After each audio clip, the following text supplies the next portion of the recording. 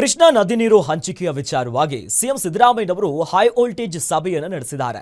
ಕೇಂದ್ರ ಸರ್ಕಾರ ಕೃಷ್ಣಾ ನ್ಯಾಯಾಧೀಕರಣ 2ರ ಗೆಜೆಟ್ ಅಧಿಸೂಚನೆಯ ಹೊರಡಿಸಿರುವಂತ ಸಂಬಂಧ ಕೇಂದ್ರ ಜಲಶಕ್ತಿ ಸಚಿವರು ಸಭೆ ಕರೆದಿದ್ದಾರೆ.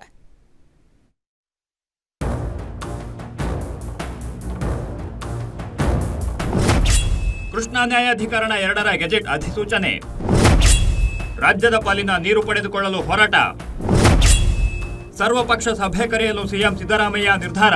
ಕೃಷ್ಣಾ ನ್ಯಾಯಾಧೀಕರಣ 2ರ ಗೆಜೆಟ್ ಅಧಿಸೂಚನೆ ಕುರಿತು ಕೇಂದ್ರ ಜಲಶಕ್ತಿ ಸಚಿವರು ಕಣಿವೆ ರಾಜ್ಯಗಳ ಜಲಸಂಪನ್ಮೂಲ ಸಚಿವರ ಸಭೆ ಕರೆದಿದ್ದಾರೆ. ಈ ಹಿನ್ನೆಲೆಯಲ್ಲಿ ಮುಖ್ಯಮಂತ್ರಿ ಸಿದ್ದರಾಮಯ್ಯ ಸಂಬಂಧಪಟ್ಟ ಹಿರಿಯ ಸಚಿವರು ಅಧಿಕಾರಿಗಳ ಜೊತೆ ಸಭೆ ನಡೆಸಿದರು.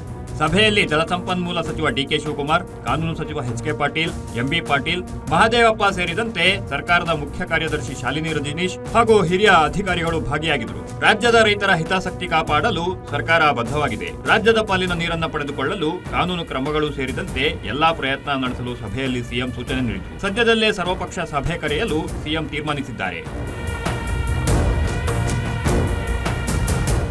ನ್ಯಾಯಾಧೀಕರಣದ ಅಂತಿಮ ತೀರ್ಪು ಕೇಂದ್ರ ಸರ್ಕಾರದ ಗೆಜೆಟ್ ಅಧಿಸೂಚನೆಗೆ ಒಳಪಟ್ಟಿದ್ದು, ಈ ಕುರಿತಾಗಿ ಹಲವು ಬಾರಿ ಮನವಿ ಸಲ್ಲಿಸಿದ್ರೂ ಇನ್ನೂ ಅಧಿಸೂಚನೆ ಆಗಿರಲಿಲ್ಲ. ನ್ಯಾಯಾಧೀಕರಣದ ಅಂತಿಮ ತೀರ್ಪು ನೀಡಿದ ದಿನಾಂಕದಿಂದ ಇದುವರೆಗೂ 15 ವರ್ಷಗಳೇ ಕಳೆದಿವೆ. ಉತ್ತರ ಕರ್ನಾಟಕದ ಅಪ್ಪರ್ ಕೃಷ್ಣಾ ಪ್ರಾಜೆಕ್ಟ್ 3 ಯೋಜನೆಯ ಪ್ರದೇಶದಲ್ಲಿನ ರೈತರಿಗೆ ತೊಂದರೆ ಆಗ್ತಿದೆ. ರೈತರು ತಮ್ಮ ಹಕ್ಕಿನ ಪಾಲನ್ನ ಬಳಸಲು ಬಹಳ ವರ್ಷಗಳಿಂದ ಕಾಯುತ್ತಿದ್ದಾರೆ.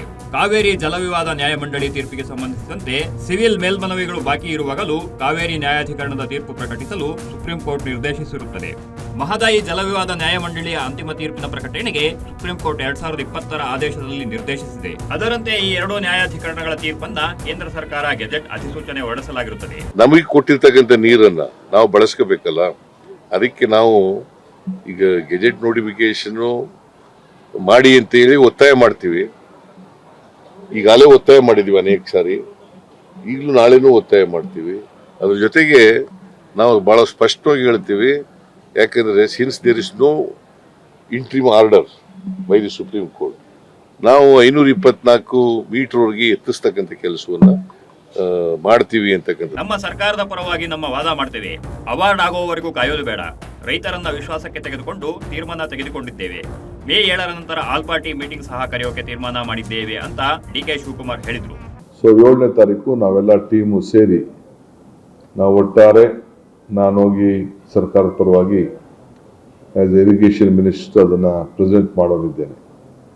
ಈ ವಿಚಾರನ ನಾವು ನಮ್ಮ ಪಕ್ಷ, ನಮ್ಮ ಸರ್ಕಾರ ನಾವೇನಾರು ಮಾಡಿ ಈಗಾಗಲೇ ನಾವು ಅಕ್ವಿಷನ್ನ ಪ್ರೋಸೆಸ್ನ ಮುಂದುವರಿಸಬೇಕು ಅಂತ ಹೇಳಿ ಈಗಾಗಲೇ ಬೆಳಗಾಂ ಸೆಷನ್ ಸಂದರ್ಭದಲ್ಲಿ ನಮ್ಮೆಲ್ಲರ ಶಾಸಕರ ಒತ್ತಡದ ಮೇಲೆ ನಾವು ಅವಾರ್ಡ್ವರೆಗೂ ಕಾಯಬಾರ್ದು, ನಾವು ಪ್ರೋಸೆಸ್ ಮಾಡಬೇಕು ಅಂತೇಳಿ ರೈತರನ್ನ ವಿಶ್ವಾಸ ತೆಗೆದುಕೊಳ್ಬೇಕು ಅಂತೇಳಿ ಈಗಾಗಲೇ ಆ ಪ್ರೋಸೆಸ್ ಅಲ್ಲಿ ಕೂಡ ನಾವಿದ್ದೇವೆ. ಮೇ 7ರಂದು ಕೇಂದ್ರದ ಜಲಶಕ್ತಿ ಸಚಿವರು ಮೀಟಿಂಗ್ ಕರೆದಿದ್ದಾರೆ. ಕರ್ನಾಟಕ, ಮಹಾರಾಷ್ಟ್ರ, ತೆಲಂಗಾಣ, ಆಂಧ್ರದ ಸಚಿವರು ಭಾಗಿಯಾಗಲಿದ್ದಾರೆ. ಇದಕ್ಕೆ ಪೂರ್ವಭಾವಿಯಾಗಿ ಇಂದು ಸಿಎಂ ನೇತೃತ್ವದಲ್ಲಿ ಸಭೆ ನಡೆದಿದ್ದು, ರಾಜ್ಯದ ನಿಲುವು ಏನಿರಬೇಕೆಂದು ಚರ್ಚೆ ನಡೆಸಿದ್ದಾರೆ. ಕವನ Shivanna, political bureau, guarantee news.